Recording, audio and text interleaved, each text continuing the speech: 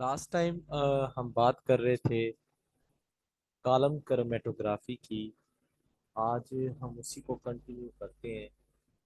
तो आगे हमारा टॉपिक है वो है कि characteristics of stationary phase. Characteristics of stationary phase यानी जो आप कॉलम के अंदर स्टेशनरी फेज को इस्तेमाल करने जा रहे हैं उसकी कौन कौन सी खसूसियात हो सकती हैं, ये हम पढ़ते हैं। तो याद रखें जो स्टेशनरी फेज है उसका डायामीटर इम्पोर्टेंट है। डायामीटर आपके पास 60 से 200 माइक्रोमीटर होना चाहिए। फिर स्टेशनरी फेज जो है ये इनर्ट होना चाहिए और इसके अलावा ये इनएक्सपेंसिव होना चाहिए, इजीली अवेलेबल होना चाहिए। ये ना हो कि अवेलेबल ही ना हो। और स्टेशनरी फेज कलरलेस होना चाहिए, क्योंकि अगर कलर आ गया तो पॉसिबिलिटी है कि वो भी कॉलम के अंदर सेपरेट हो जाए, तो कलरलेस होना चाहिए। और मोस्ट कॉमनली जो यूज्ड होते हैं स्टेशनरी फेज वो आपके पास silica gel, alumina, sucrose, salicylic acid, calcium carbonate, charcoal, ये कुछ commonly used stationary phase column chromatography में इस्तेमाल करते हैं। इसके बाद characteristics of mobile phase. Mobile phase जो है इसको एल्यूटिंग सॉल्वेंट भी बोलते हैं। एल्यूटिंग सॉल्वेंट इसे कहते हैं। इसकी विस्कोसिटी जो है ये इम्पोर्टेंट रोल प्ले करती है। याद रखें मोबाइल फेज की विस्कोसिटी मॉडरेट होनी चाहिए। ये ना हो कि वो हाई विस्कोसिटी रखता और वो फ्लो ना कर सके। इसकी विस्कोसिटी मॉडरेट होनी चाहिए। अगर हाई होगी तो वो मूव नहीं कर पाएगा, अगर लो होगी तो वो जल्दी मूव कर जाएगा और सेपरेशन नहीं करवा पाएगा। तो इसकी विस्कोसिटी जो होती है बहुत इंपॉर्टेंट रोल प्ले करती है। ठीक है। इसके अलावा प्योरिटी, मोबाइल फेस को प्योर होना चाहिए। अगर इम्प्योर होगा तो पॉसिबिलिटी ये है कि ये दूसरे जो अपने अंदर कंपोनेंट को रखता है उनकी भी सेपरेशन करवा दे। और नॉन टॉक्सिक होना चाहिए,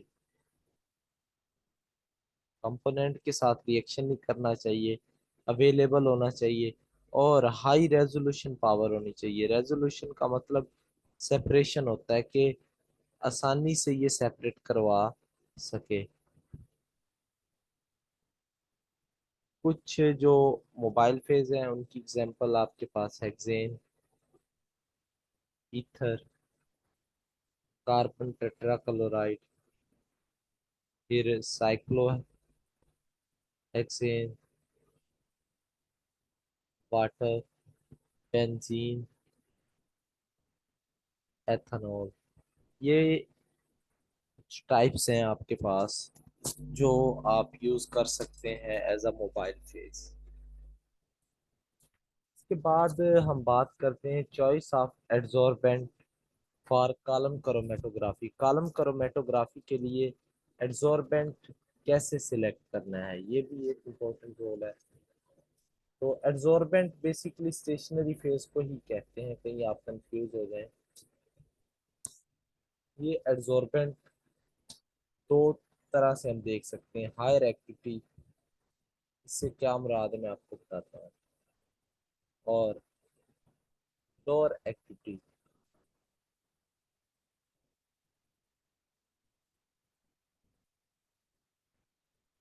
हायर एक्टिविटी से मुराद ये कि जो एड्सॉर्बेंट है उसकी हाई पोलैरिटी होनी चाहिए।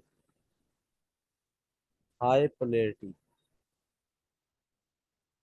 और लोअर एक्टिविटी से मुराद के उसकी लेस पोलैरिटी होनी चाहिए। हाई से मुराद जैसे वाटर हो गया, और लो से मुराद जैसे सेलुलोज हो गया। अब ये दो तरह के हो सकते हैं एब्जॉर्बेंट, ये कहने का मकसद है। अब ये चूज करना है, ये डिपेंड करता है कंपोनेंट ऑफ मिक्सचर के ऊपर। कंपोनेंट ऑफ मिक्सचर, जो मिक्सचर के कंपोनेंट है ये उनके ऊपर डिपेंड करता है। मिसाल देता हूँ आपको कि मिसाल के तौर पर आपके जो कंपोनेंट हैं मिक्सचर के, वो वेरी लेस पोलैरिटी रखते हैं, उनकी पोलैरिटी बहुत कम है, जबकि जो एड्सॉर्बेंट है उसकी पोलैरिटी हाई है, वो पोलर है। तो अब यहाँ पे एक बात आपको बता दूं कि सेपरेशन करवानी होती स्टेशनरी फेज ने, तो यहाँ पे कोई सेपरेशन नहीं होगी, नो सेपरेशन। इसकी रीजन क्या है कि जो आपके कंपोनेंट हैं वो स्टेशनरी फेज के साथ कोई भी लिंक नहीं रखते, कोई भी इंटरेक्शन शो नहीं करवाएंगे, ठीक है। और एक रीजन, एक और केस ये हो सकता है कि अगर आपके कंपोनेंट वेरी पोलर हो, बहुत ज्यादा पोलर हो, और आपके जो एड्सॉर्बेंट है वो भी पोलर हो, तो इसमें क्या होगा कि पोलर और पोलर आपको पता है एक अच्छा बॉन्ड बना लेंगे, स्ट्रॉन्ग बॉन्ड, स्ट्रॉन्ग बॉन्ड बना लेंगे। अब क्या होगा कि ये स्टेशनरी फेज के साथ बहुत ज्यादा स्ट्रॉन्ग बॉन्ड बनाने की वजह से नीचे नहीं आ पाएंगे, बैंड की जो सेपरेशन होगी वो नहीं हो पाएगी, और मोबाइल फेज जो होगा इनको सेपरेट नहीं करवा पाएगा। तो ये भी नहीं होना चाहिए कि दोनों चीजें बहुत ज्यादा पोलर हो, ऐसा भी नहीं होना चाहिए। ये दोनों केसेस में सेपरेशन नहीं होगी, याद रखना है। अब फिर कैसे होगी, देखें कंपोनेंट ऑफ मिक्सचर की अगर हम बात करें,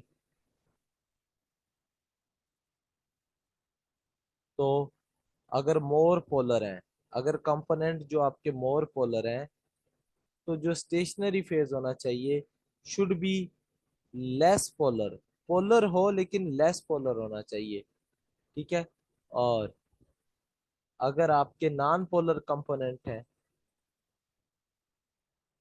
तो जो एड्सॉर्बेंट है ये समथिंग लाइक पोलर हो। नॉन पोलर से मुराद ये नहीं होता कि टोटली नॉन पोलर हो जाते हैं, कुछ हद तक वो पोलर भी होते हैं, यानी इसको आप ऐसे बोल लें लेस पोलर, ये बेटर रहेगा, ठीक है जी। तो इस तरह से सेपरेशन होती है, यानी मॉडरेट वे में आपने सेपरेशन करवानी है। अब बात करते हैं डिफरेंट एड्सॉर्बेंट जो यूज होते हैं, तो उनमें पहला है सिलिका। सिलिका का इंपिरिकल फार्मूला SiO2 होता है, और इसमें आपको पता है ये ग्रुप प्रेजेंट होते हैं, OH वगैरह, O, फिर सिलिका, OH, इस तरह के ग्रुप इसमें प्रेजेंट होते हैं। और इन ग्रुप्स को सिलिनोल ग्रुप भी कहते हैं, सिलिनोल ग्रुप, क्योंकि इसमें सिलिकॉन और अल्कोहल दोनों के फंक्शनल ग्रुप आ रहे हैं, तो इसको सिलिनोल ग्रुप बोल देंगे। सिली का जो होता है सिलिनोल ग्रुप रखता है due to reason silica is polar in nature, तो यही रीजन होती है, सिलिका जो होता है पोलर होता है नेचर में। सिलिका को आप 60 डिग्री पर हीट करते हो फॉर 3 आवर, इसको एक्टिवेट करने के लिए आप ये सारा काम कर रहे हैं, ठीक है। इससे जो वाटर होगा वो इवेपोरेट हो जाता है। और सिलिका जो होता है ये वाइट क्रिस्टलाइन सॉलिड होता है,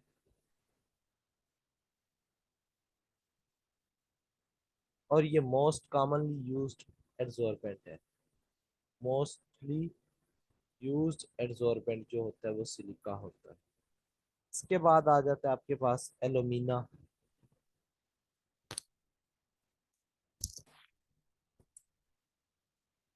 एलुमिना जो होता है इसमें भी OH ग्रुप और ऑक्सीजन के ग्रुप प्रेजेंट होते हैं, इस तरह से ये चेन चलती जाती है। इसको आप एक्टिवेट करने के लिए 200 से 400 तक हीट करवाते हो ताकि इसमें मॉइस्चर और जो वाटर वगैरह है वो इवेपोरेट हो सके। ठीक है जी। इसके बाद सैंपल का इंट्रोडक्शन होता है कॉलम के अंदर, इंट्रोडक्शन ऑफ सैंपल। तो सैंपल को किस तरह से आपने इंट्रोड्यूस करवाना है कॉलम के अंदर वो हम देखते हैं। देखें, दो तरह की लोडिंग होती है। एक आप वेट एप्लीकेशन बोल सकते हैं कि कैसे एप्लीकेबल है ये इन वेट लोडिंग। तो इसमें क्या होता है कि इनिशियली आप डिसॉल्व करते हो सैंपल को मोबाइल फेस के साथ, और आप पिपेट लेते हो और उसको आप क्या करते हो, पिपेट की मदद से लोड करवा देते हो। ये एक अच्छा मेथड है सैंपल की लोडिंग का। लेकिन बाज़ औक़ात क्या होता है कि जो सैंपल होता है वो मोबाइल फेज में सोल्यूबल नहीं होता। तो ये एक मेन प्रॉब्लम आ सकती है वेट लोडिंग के अंदर। ठीक है। इसके बाद आ जाता है ड्राई लोडिंग।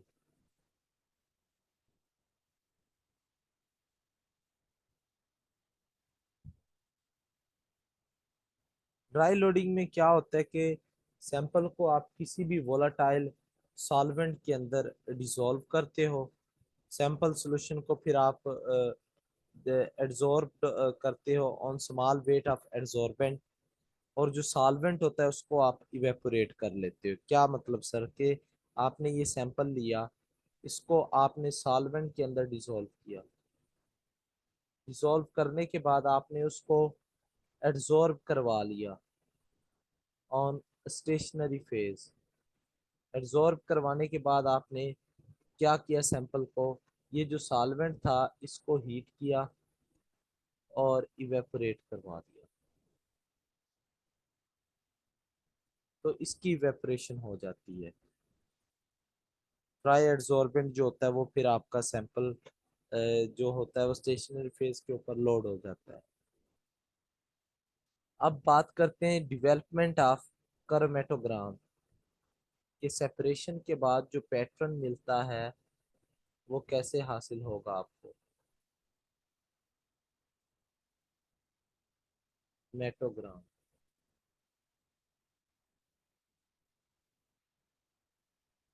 जो डेवलपमेंट प्रोसेस होता है इसमें आप डिफरेंट कंपोनेंट ऑफ मिक्सचर को सेपरेट करवाते हो। ठीक है।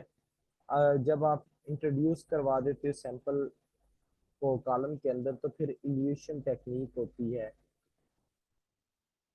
वो क्या करती है कि आपका जो सैंपल होता है उसको इंडिविजुअल कंपोनेंट के अंदर सेपरेट करवा देती है। अब ये जो टेक्निक्स हैं ये वेरी कर सकती हैं इल्यूशन टेक्निक। इनमें आपके पास पहली आ जाती है वो है फ्रंटल एनालिसिस।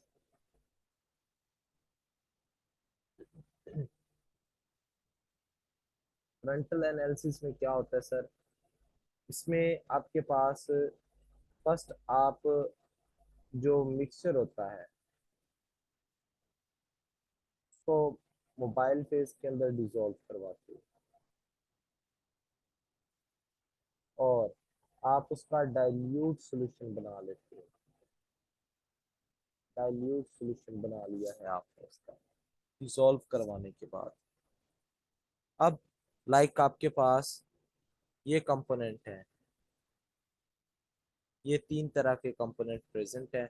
इसको आपने, और साथ ये मोबाइल फेज है इसके सराउंडिंग में, आपने इसको कॉलम के अंदर लोड करवा दिया।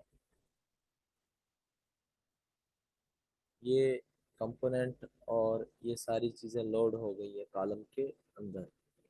ठीक है। अब क्या करना है, आपके पास एक बात बताऊं कि यहाँ पे जो मोबाइल फेज होता है, लाइक ये है आपका मोबाइल फेज के मालिक्यूल बात कर रहा हूँ, और ये है आपका कंपोनेंट, ये छोटा सा। अब ये इसके साथ इंटरेक्शन रखेगा। कैसे? Component of mixture high affinity with mobile phase. मतलब क्या है कहने का? High affinity with mobile phase elute first. कहने का सिंपल सा मतलब है कि जो ज्यादा अफिनिटी रखेगा मोबाइल फेज के साथ वो नीचे मूव कर जाएगा ज्यादा, और जो ज्यादा अफिनिटी रखेगा स्टेशनरी फेज के साथ वो एड्जॉर्ब कर जाएगा ज्यादा स्टेशनरी फेज के ऊपर। ठीक हो गया? साल के तौर पर ये स्टेशनरी फेज है। तो कंपोनेंट ये है। अब ये अगर लेस अफिनिटी रखता है तो ये इल्यूट लास्ट, एट लास्ट, ये आखिर पे आकर इल्यूट करेगा। तो कहने का मकसद ये होता है इसका। लेकिन फ्रंटल एनालिसिस पे क्या होता है कि आपके पास ये मिक्सचर है ए, बी और सी का, और साथ में मोबाइल फेज है। तो सबसे पहले आपका ए जो होगा वो प्योरली सेपरेट हो जाएगा, प्योर ए, क्योंकि इसकी मोबाइल फेस के साथ ज्यादा अफिनिटी थी। तो इसको आपने कॉलम के अंदर लाइक किए, तीन बैंड बन गए कॉलम में, एक और दो और एक, ये बैंड बन गया। ये तीन बैंड बन गए। इनमें ये वाला जो है ये ए है, तो इसको आपने क्या किया? सेपरेट करवा लिया। इसको नीचे आपने क्या किया? सेपरेट करवा लिया।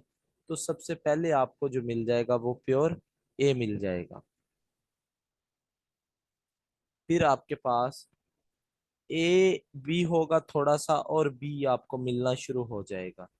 फिर आपके पास ए बी और सी, सारे का सारा ए बी सी तीनों मिल जाएंगे। तो इसमें क्या होता है कि सिर्फ जो एक कंपोनेंट होता है उसको आप अच्छे से सेपरेट करवा सकते हो फ्रंटल एनालिसिस में, लेकिन बाकी जो होते हैं उनको आप एफिशिएंटली सेपरेट नहीं करवा सकते। करवा सकते हैं लेकिन एफिशिएंटली सेपरेट इनको नहीं करवा सकते। इसको फ्रंटल एनालिसिस कहते हैं कि जिसकी मोबाइल फेस के साथ अफिनिटी ज्यादा होगी वो ज्यादा आगे मूव करेगा और सेपरेट हो जाएगा।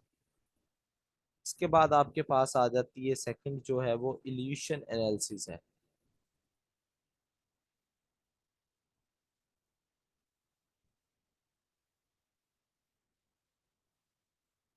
इसमें क्या होता है कि ये जो टेक्निक होती है मोस्ट कॉमनली यूज होती है, और ये बेस्ट टेक्निक होती है कॉलम क्रोमेटोग्राफी में, और ये प्योर कंपोनेंट की सेपरेशन करवा सकती है।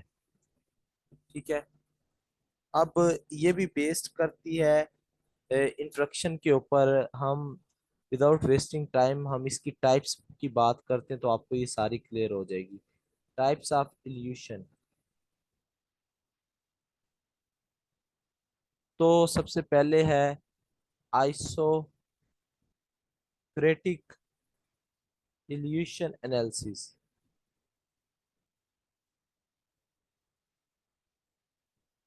आइसोक्रेटिक की हम बात करते हैं, इसमें क्या होता है सर? ये याद रखें कि ये सारी की सारी टेक्निकें डिपेंड करती हैं एप्लीकेशन ऑफ मोबाइल फेज, यानी मोबाइल फेज की नेचर के ऊपर डिपेंड करती है। इसमें क्या है? आइसोक्रेटिक में क्या होता है कि आप वन सॉल्वेंट लेते हो, वन सॉल्वेंट लिया आपने, और ये थ्रू आउट द प्रोसेस आपने यूज कर लिया, और इसकी मदद से सारे के सारे जो कंपोनेंट है उनको सेपरेट करवा लिया है आपने। ठीक है? मिसाल देता हूँ आपको। आपके पास ये कॉलम है और आपके पास मिक्सचर है ए बी और सी का। आपने ए इनको अंदर ऐड किया इसके, और आपने मोबाइल फेज ले लिया एक ही सॉल्वेंट, और अब आपने ए को, बी को और सी को तीनों को सेपरेट करवा लिया जस्ट वन सॉल्वेंट की मदद से। इसको आइसोक्रेटिक इल्यूशन एनालिसिस कहते हैं। ठीक हो गया? इसके बाद आ जाता है second, step wise analysis. Analysis इसमें क्या होता है कि ये जो टेक्निक होती है बेसिकली, इसमें मोबाइल फेज या सॉल्वेंट जो होते हैं वो डिफरेंट पोलैरिटी के लेते हैं। डिफरेंट पोलैरिटी होती है यहाँ पे। आपने क्या करना होता है कि लाइक आपके कंपोनेंट है तीन, तो आपने तीन ही मोबाइल फेज लेने हैं। Number of component is equal to number of mobile phase. कहने का मतलब क्या है कि लाइक आपका ए कंपोनेंट है, वो मोबाइल फेज वन के साथ ज्यादा लिंक्ड है। फिर आपने पहले ए को डाल देना है, यानी ए मोबाइल फेज वन को डाल देना है और ए की सेपरेशन करवा लेनी है। फिर आपने मोबाइल फेज टू को डाल के बी की करवा लेनी है। फिर आपने मोबाइल फेज थ्री को डाल के सी की करवा लेनी है। तो इसको स्टेप वाइज एनालिसिस कहते हैं। थर्ड आपके पास आ जाती है ग्रेडियंट इल्यूजन। ग्रेडियंट का मतलब होता है कि समथिंग डिफरेंस के केस में आ जाता है कि दो चीजों के दरमियान कुछ ना कुछ डिफरेंस है, तो इसको आप ग्रेडियंट की टर्म में इस्तेमाल कर लेते हैं। तो ग्रेडियंट में क्या होता है sir, in this type of evolution analysis जो कंसंट्रेशन होती है मोबाइल फेज की, वो ग्रेजुअली चेंज होती है।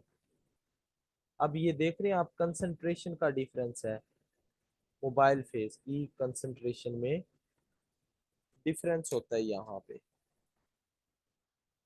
अब यहाँ पे क्या करते हैं, आप टू सॉल्वेंट सिस्टम यूज करते हैं।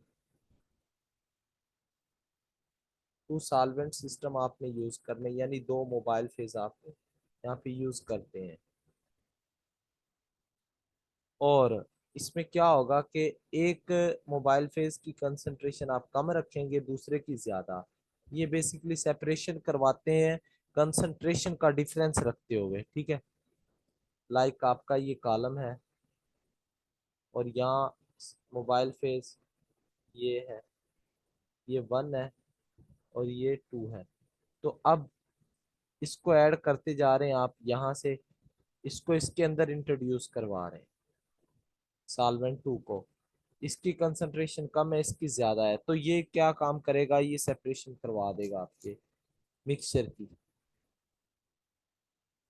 लास्ट वन आ जाता है, वो है डिस्प्लेसमेंट एनालिसिस।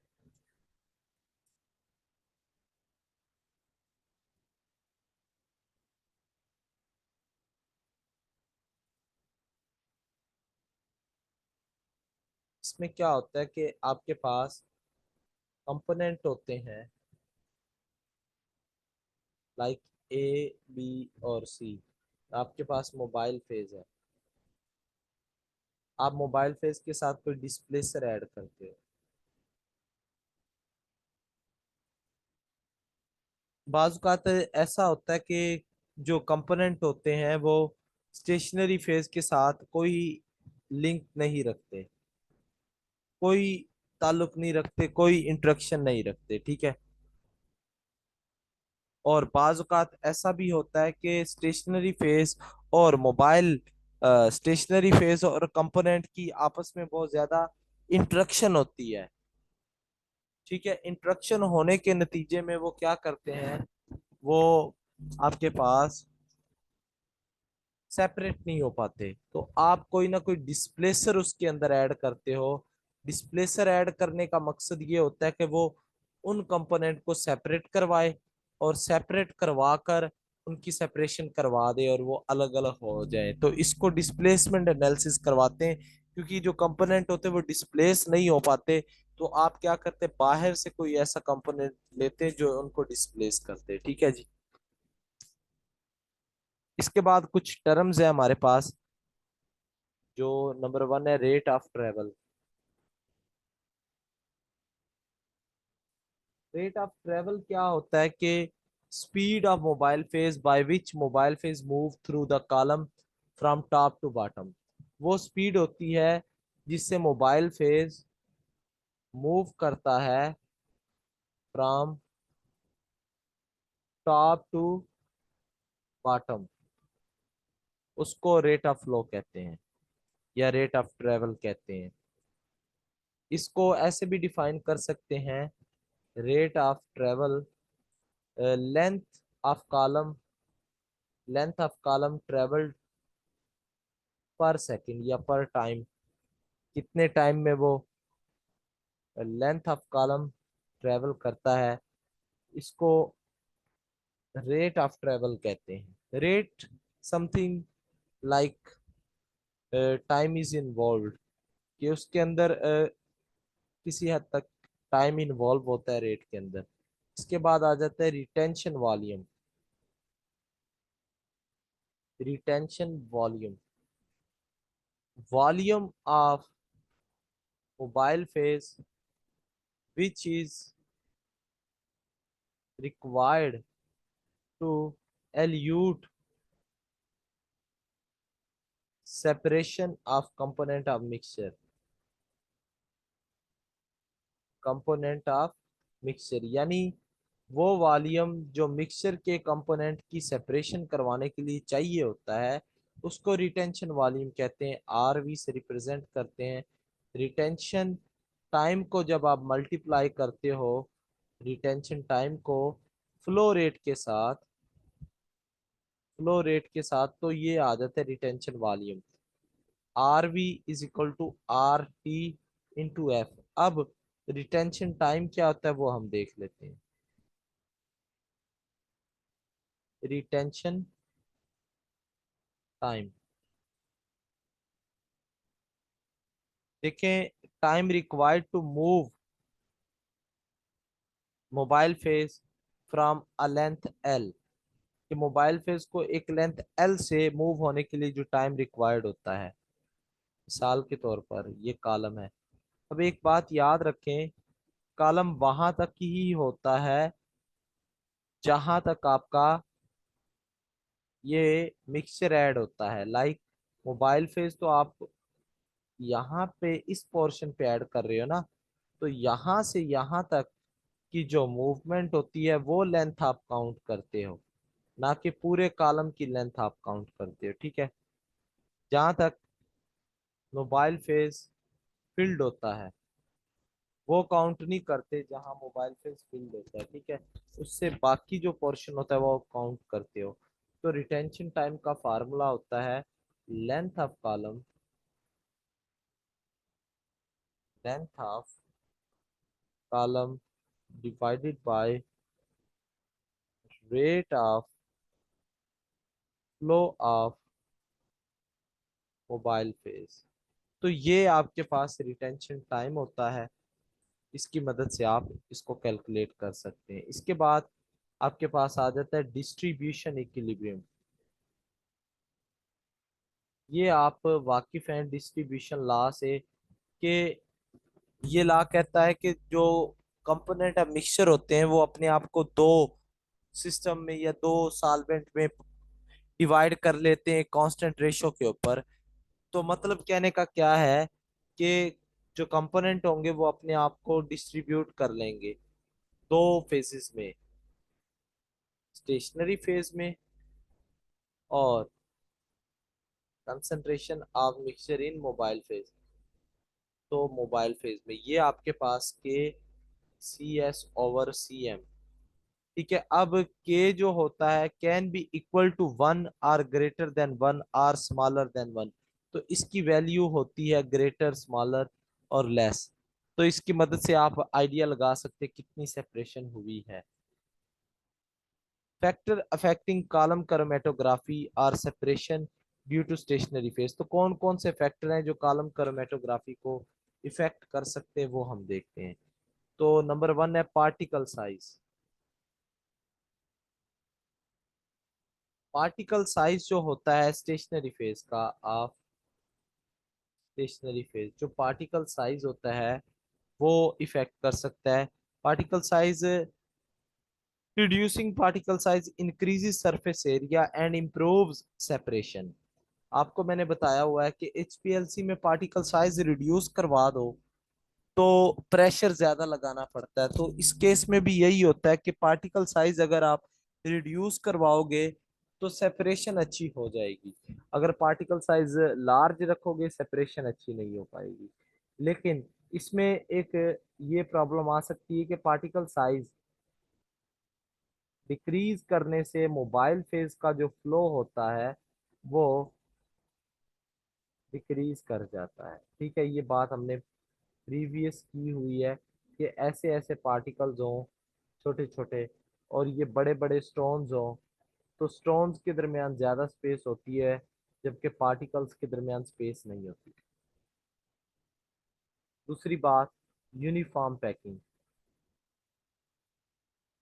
तो यूनिफॉर्म पैकिंग होनी चाहिए अगर आप सेपरेशन करवाना चाहते हो। अनइवन सेपरेशन हो जाएगी अगर यूनिफॉर्म पैकिंग नहीं होगी। ठीक है, तीसरा आ जाता है एक्टिविटी ऑफ स्टेशनरी फेज। तो यूजुअली पोलर नेचर का होता है स्टेशनरी फेज, उसको एक्टिव करते हैं आप टेम्परेचर प्रोवाइड करके। हाई एक्टिविटी होगी तो गुड सेपरेशन होगी, अगर लो एक्टिविटी होगी तो बैड सेपरेशन होगी। तो एक्टिव होना चाहिए स्टेशनरी फेज। अब फैक्टर ये तो स्टेशनरी फेज की वजह से थे।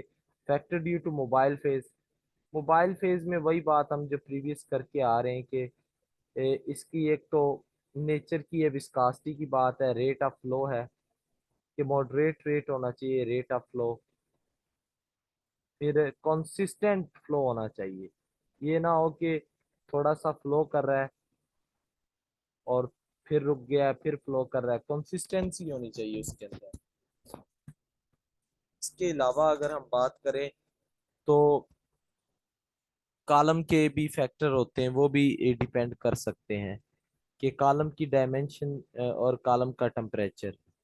तो ये सारी बातें इसी के अंदर आ जाती हैं। ठीक है, तो कॉलम क्रोमेटोग्राफी मैं तो आपको यहीं तक पढ़ाऊंगा। दो थीरीज हैं, वो आपकी असाइनमेंट है और आप ग्रुप में उसको लिख कर भेजें। Red three of column chromatography end plate three of column chromatography. बस ये इसके अंदर जो टॉपिक है ये आपने करना है। बाकी जो काम है वो मैंने आपको बता दिया है। कोई सवाल है आपका इस लेक्चर में तो बताएं, नेक्स्ट कल हम फिर देखेंगे इसको। हाँ जी, कोई भी सवाल है पूछ सकते हैं वरना हम मीटिंग एंड करते हैं।